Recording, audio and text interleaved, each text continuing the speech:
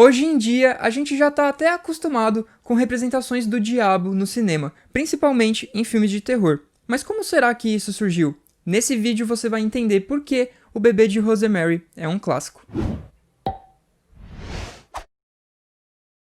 O Bebê de Rosemary é um filme de terror de 1968, dirigido e escrito pelo polonês Roman Polanski e baseado no livro de 67 de Ira Levin. Esse é pra mim um dos meus filmes favoritos e também o meu preferido de terror, que influenciou muito no meu gosto para filmes de terror e é um dos maiores clássicos do terror também, que entrou para a história como um dos precursores aí dos filmes de terror art house e também do terror psicológico, trazendo em questão temas como a liberdade da mulher e principalmente o culto ao diabo, criando uma tendência no cinema, como a gente já vai ver daqui a pouco. Na história, nós acompanhamos um casal que acabou de se mudar para um apartamento em Nova York que tem um passado meio sombrio, até que Rosemary engravida e várias coisas estranhas começam a acontecer com ela e seus vizinhos, que estão agindo meio estranho, e Rosemary começa a suspeitar da sua própria sanidade mental. Esse foi o primeiro filme do diretor Roman Polanski totalmente produzido nos Estados Unidos.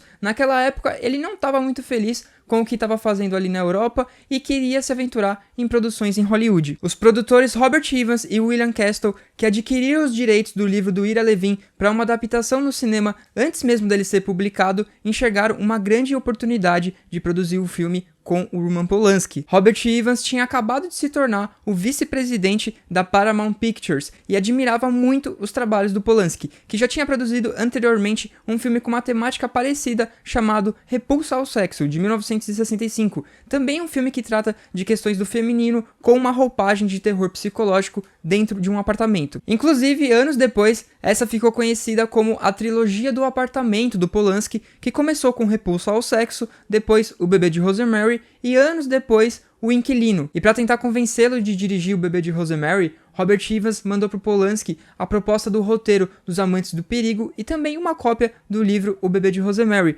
mas Polanski ficou tão fascinado pelo livro que virou a noite lendo ele e no dia seguinte ligou para o Ivan confirmando que queria fazer uma adaptação do livro. Praticamente todos os diálogos do filme foram retirados do texto do livro e que Polanski conseguiu traduzir numa narrativa hollywoodiana que, ao mesmo tempo em que seguia um formato clássico do que era produzido na época, conseguiu passar aquela sensação da paranoia e da inquietude da trama. O Bebê de Rosemary explora assuntos que eram considerados subversivos para o conservadorismo da época, principalmente por questionar os costumes do cristianismo, e que até hoje pode ser lido como uma crítica feminista, mesmo tendo sido produzido por homens e dirigido por um que ironicamente foi condenado por pedofilia, onde o filme criava uma reflexão sobre a liberdade da mulher, mostrando o casamento como uma armadilha da sociedade para aprisioná-la, retratando a sociedade patriarcal como algo diabólico. Porém, não foi bem isso o que marcou o filme na época, e sim a sua representação do culto ao diabo, que depois influenciou uma onda de filmes de terror em Hollywood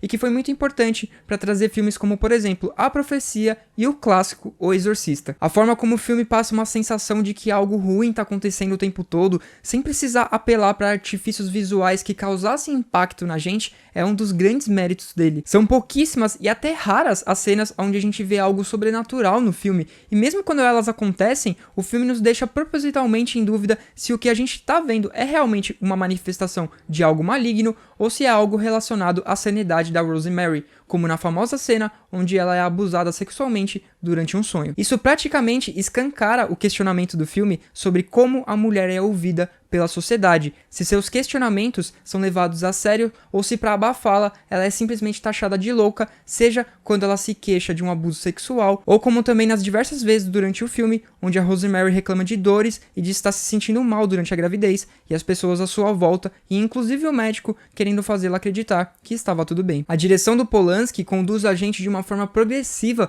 para dentro daquela paranoia, ou não tão paranoia assim, da personagem, através de vários detalhes sutis pelos movimentos de câmera, composição de cenografia, música e até pela edição do filme. O apartamento é quase como um personagem do filme, assim como nos outros filmes da trilogia do apartamento do diretor, mas aqui ele tem um papel muito importante em refletir pra gente pela ambientação e pela movimentação da câmera do Polanski, que parece sempre passear pelo ambiente até se aproximar lentamente do rosto dos personagens, o estado psicológico da personagem, criando sempre uma expectativa de suspense, uma sensação de que algo ruim está para acontecer. A forma como o apartamento vai sendo tomado pelas sombras conforme a gravidez dela vai evoluindo e a paranoia vai tomando conta da personagem, as diversas coisas estranhas que são oferecidas para ela, como por exemplo o colar de uma mulher que morreu ou uma bebida misteriosa com um aspecto estranho, a forma como a cor vermelha sempre anuncia de que algo diabólico e ruim está cercando a personagem, até que ela mesma é atingida pela cor vermelha, a forma como a edição do filme usa cortes secos para mostrar saltos de tempo no filme que vão passando uma sensação sufocante daquela situação em que a personagem se encontra presa, como também a música tema que é sombria e arrepiante, que lembra uma música de ninar composta pelo Christopher Komeda, ou até os momentos de silêncio do filme,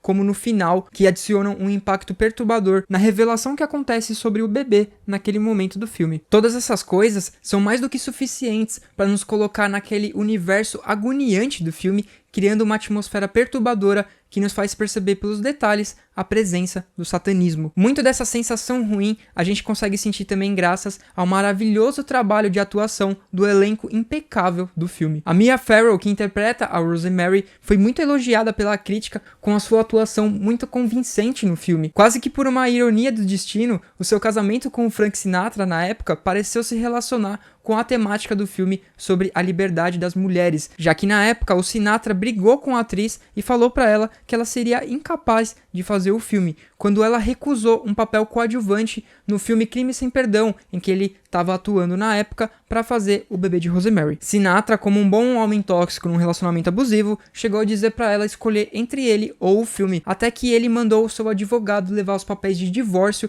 durante as filmagens do bebê de Rosemary. Isso quase fez a Mia Farrow desistir do papel para manter o casamento, mas o Robert Evans a convenceu a permanecer no filme e ela preferiu desistir do seu casamento com o Sinatra pela sua carreira. Mesmo não tendo sido reconhecida em premiações dentro dos Estados Unidos, onde ela só ganhou 2 prêmios fora do país e também indicações ao Globo de Ouro e ao BAFTA, sua atuação chamou atenção principalmente por conseguir traduzir fisicamente o estado psicológico degradante da personagem. John Cassavetes, ator e que também era produtor, que ficou conhecido no cinema como o pai do cinema independente americano, faz aqui o Guy, que é o marido da Rosemary, e chega até a ser cômico, como aqui ele parece fazer um papel dele mesmo, já que o seu personagem também é um ator. Dentre as atuações, a mais premiada foi a da Ruth Gordon, que faz a Minnie, que é uma das vizinhas estranhas ali da Rosemary, e que conseguiu, com a sua atuação, o prêmio no Globo de Ouro e também no Oscar, dentro das 2 categorias em que o filme foi indicado, junto com o melhor roteiro adaptado. Mesmo o filme tendo custado 3 milhões de dólares, um orçamento que era considerado abaixo da média para a época, ele conseguiu, com a sua criatividade econômica para um filme de terror, arrecadar mais de 30 milhões de dólares só dentro dos Estados Unidos, 10 vezes mais do que o valor de custo do filme, o que fez ele ser um sucesso. O filme entrou para o arquivo de preservação da Biblioteca do Congresso dos Estados Unidos, citado como culturalmente e historicamente relevante, e não é por menos, já que o filme criou uma onda de filmes cults de terror psicológico que até hoje influenciou filmes mais recentes, como O Exorcismo de Emily Rose e Hereditário, o que fez o filme ficar marcado para sempre como um dos maiores clássicos do terror. Então é isso, esse foi meu vídeo especial sobre O Bebê de Rosemary. Como eu falei, ele é um dos meus filmes preferidos e também o meu filme preferido de terror. Eu gosto muito dele e desde que eu comecei essa série do Porquê é um Clássico no canal, eu tava querendo falar dele aqui. Inclusive eu convido você a assistir os outros filmes da série que eu vou deixar num card aqui, também uma playlist na descrição, e eu espero que vocês tenham gostado do vídeo. Esse vídeo tá sendo possível graças ao apoio de pessoas como a Cíntia Lima de Araújo e de vários outros apoiadores que apoiam o canal lá no projeto do Apoia-se. Então considere você também se tornar um apoiador do canal para manter ele ativo. E se você é novo por aqui, se inscreva, ative as notificações porque tem críticas de filme aqui toda semana. E também manda o canal para seus amigos, porque isso ajuda muito o canal a crescer. E é isso.